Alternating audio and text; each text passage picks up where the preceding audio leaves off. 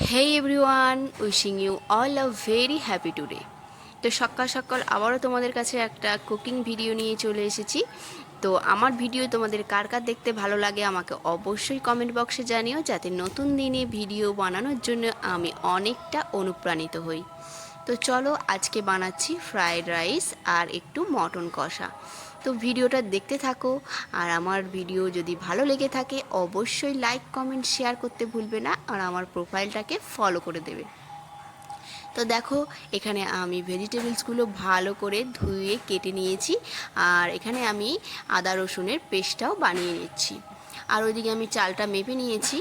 আর চলো কিভাবে রান্না করি তোমাদের সাথে আজকে শেয়ার করছি। এখানে আমি ভালো করে চালটাকে ধুয়ে আর প্রায় আধ ঘন্টার মতো ভিজিয়ে রাখছি।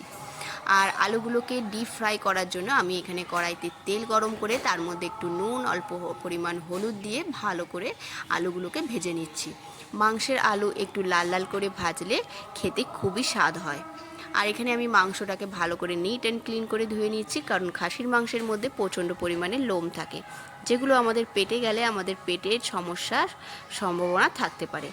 তার জন্য আমি ভালো করে ধুয়ে নিচ্ছি। আর ওইদিকে আমার আলুটা লাল লাল করে ভাজা হচ্ছে।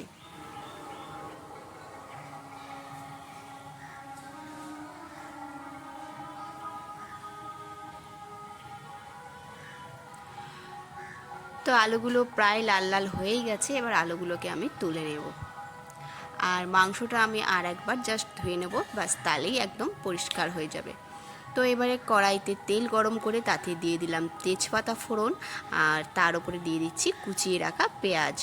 তো পেঁয়াজের ওপরে দিয়ে দিলাম অল্প পরিমাণে নুন, যাতে পেঁয়াজটা তাড়াতাড়ি সেদ্ধ হয়ে যায়। তো আমার পেঁয়াজটা এখানে লাল লাল করে ভেজে নেব। আর তার উপরে দিয়ে দিচ্ছি এখানে টমেটোগুলো দিয়ে তার উপরে দিয়ে দিলাম আমি এখানে গোটা কাঁচা লঙ্কা 5-6টা। আর গোটা কাঁচা লঙ্কা কেন দিলাম সেটা দেখার জন্য ভিডিওটা স্কিপ না করে পুরোটা দেখতে থাকো। তো তার উপরে দিয়ে দিচ্ছি এখানে আদা রসুনের পেস্ট, আর তার উপরে দিয়ে দিচ্ছি এখানে হলুদের গুঁড়ো আর ধনিয়ার গুঁড়ো দিয়ে ভালো করে এবার কষাতে থাকবো একদম লো ফ্লেমে, যাতে মশলাটা পুড়ে না যায়। তো আমার হলুদটা একটু পরিমাণটা কম লাগলো, তার জন্য আমি আরেকটু দিয়ে দিলাম। দিয়ে এবারে উপর থেকে দিয়ে দিচ্ছি ধুয়ে রাখা পরিষ্কার মাংসগুলোকে। তার উপরে দিয়ে দিচ্ছি পরিমাণ মতো নুন, দিয়ে এবারে ঢাকনা দিয়ে দিয়ে আমি আস্তে আস্তে কষাতে থাকবো যতক্ষণ না তেল বেরিয়ে আসছে।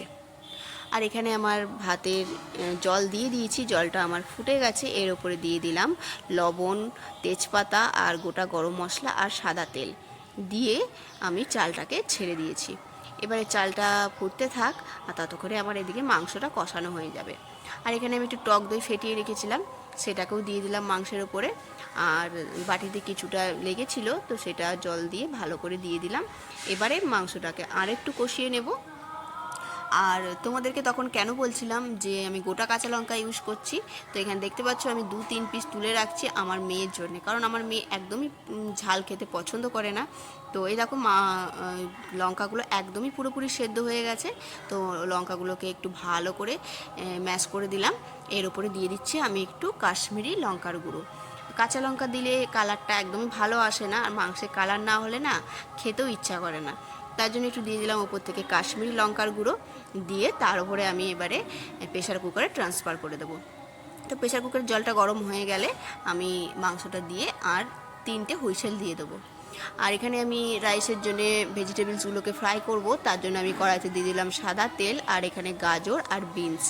তো এগুলো ভেজিটেবলসটা ভাজা হোক, এর উপরে দিয়ে দেবো আমি ক্যাপসিকাম।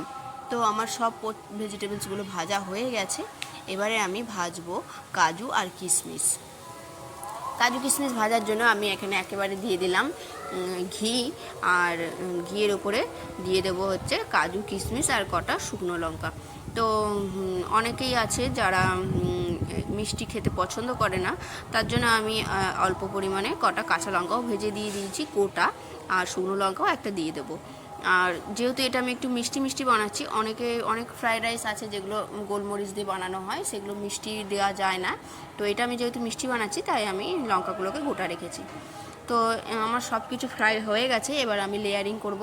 তো তার জন্য আমি এরকম একটা হাঁড়ি নিয়ে নিয়েছি, তার মধ্যে ঘি গরম করে ভালো করে ব্রাশ করে নিয়েছি। হাত দিয়েই ব্রাশটা করেছি কারণ আমার অয়েল ব্রাশটা খুঁজে পাচ্ছিলাম না।